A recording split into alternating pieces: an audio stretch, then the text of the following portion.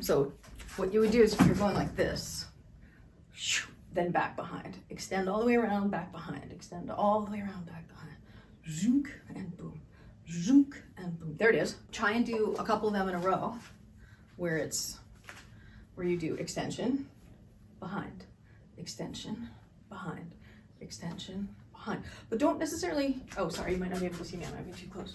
So extension and behind, extension, behind, extension, behind, extension, behind. So then the next step would be adding the 360. If we did just the arms, you would come down through here, and as you get to the bottom, you start turning so that you can come up and over and back around into the pinwheel. So you extend, then start turning, turn, turn, turn, turn, extension, turn, come back up to the pinwheel.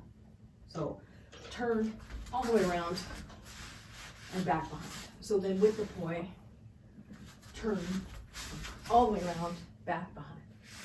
Turn all the way around, back behind. So if we're doing the split time version, if you think about your pinwheel as you're executing it, your left hand leads the pinwheel. And what you can do is you can start by, as the left one is coming to the front, trying to extend it. Even if you just extend it a little bit like this, rather than the big extension. And then as you start getting more comfortable with, okay, extension and then back behind, and extension and back behind, then you can start trying to get it in split time where it's left, then right, then back behind, left, right, back behind. But you can also just do the hands. I don't think the hands are easier. I think having the momentum of poi pulling your arms does help, but that's subjective.